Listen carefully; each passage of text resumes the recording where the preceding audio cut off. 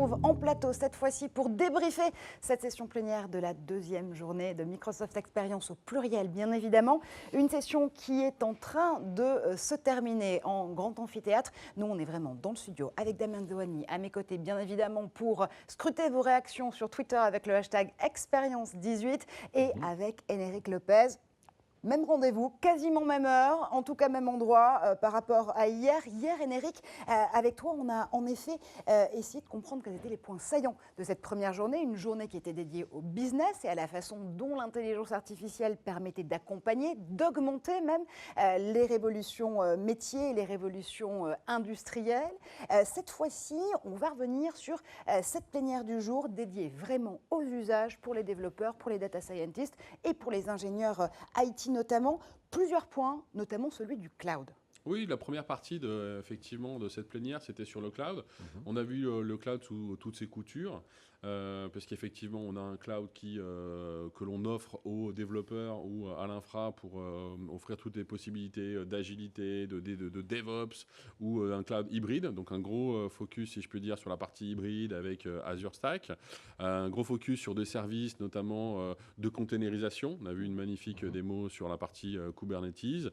Des services cloud aussi qui sont des services d'intelligence artificielle, soit out of the box, si je puis dire, avec des services cognitifs, soit des services que l'on peut utiliser avec Azure Machine Learning et autres pour des vrais data scientists, avec une démonstration de ce qu'on appelle l'Intelligent Edge. Comment, une fois que j'ai entraîné un module, un modèle d'intelligence, je peux le déporter dans des éléments de proximité. Donc là, on avait un joli petit drone.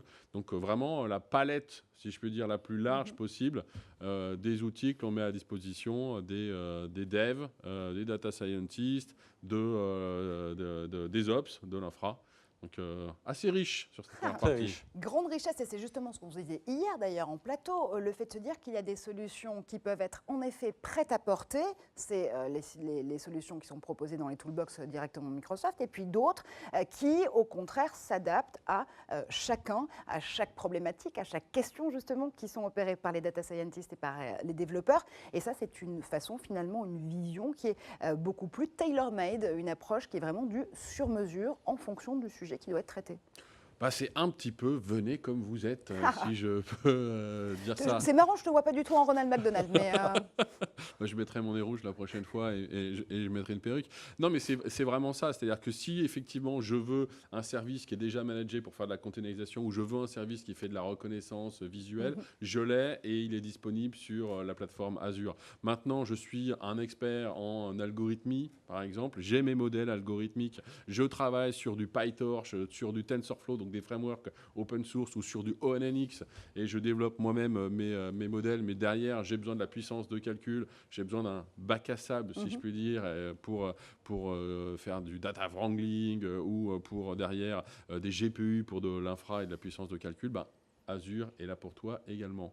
Et c'est aussi une vision seamless qui s'adapte très bien aux usages et aux devices. On peut passer avec tous les sens utilisés justement par les utilisateurs finaux, la voix, la vue, l'écoute, la lecture, bref, tous les sens qu'on retrouve aujourd'hui dans les devices des assistants vocaux au site, on les retrouve aussi dès le début du développement justement pour les développeurs et pour les data scientists. Ça, c'est prévu aussi by design dans les solutions. Ça, c'est vraiment aussi quelque chose qu'on offre aux développeurs d'apps par exemple. Si vous voulez effectivement utiliser l'ensemble donc du multisense, de développer des applications qui vont être multisense, donc le touch, la voix, l'écriture, etc. Mais proposer des expériences multi-device. Donc je commence sur Android et je termine sur Windows et après je reprends. C'est pas un gros mot, commencer sur Android ?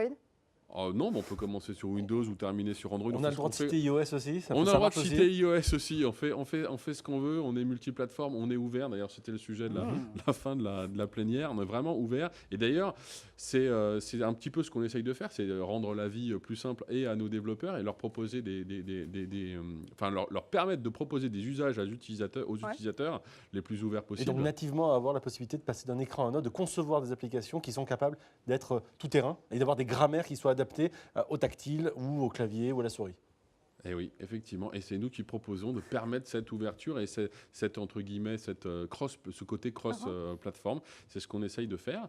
Et puis, on a aussi derrière, en backstage, si je puis dire, le Microsoft Graph qui permet aux développeurs... Alors, le graphe, c'est un peu comme dans certains réseaux sociaux, des choses qui sont connectées les unes aux Oui, autres. si tu fais allusion au Facebook Graph et que tout le monde et les développeurs sont assez, ont le schéma mental de ce qu'est le Facebook Graph. Imaginez le Microsoft Graph. Effectivement, on a les données des applications que l'on peut enrichir avec des données web, avec ces applications d'entreprise. Et ces données, ce que fait l'utilisateur, sur quel device, qu'est-ce qu'il y a dans ces documents, etc. C'est accessible. C'est accessible pour faire de l'analytics et mettre de l'IA dessus, et puis pourquoi pas l'interroger en langage naturel, ou alors pour développer des applications, des expériences. On a vu Klaxoon qui a sa propre application, qui s'interface avec Teams, etc. Voilà des scénarios assez l'univers Office intéressants. 365.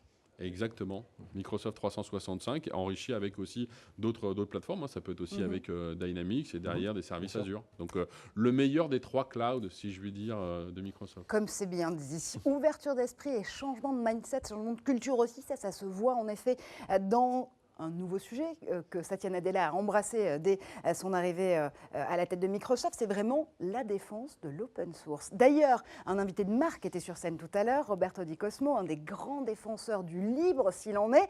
Jamais se serait imaginé, il y a encore quelques années, être sur scène avec Bernard Il le Aubagnan. dit même, je pense que si on l'interroge, il le dit même. Et c'est vrai que on a embrassé le monde tel qu'il est aujourd'hui. On a mûri, c'est des échanges qu'on avait un peu off. Oui, on est une entreprise maintenant La mature. quarantaine, c'est bon, là maintenant Voilà, on est mûr, on est bien, on est stable. Assumé et on s'ouvre à l'extérieur.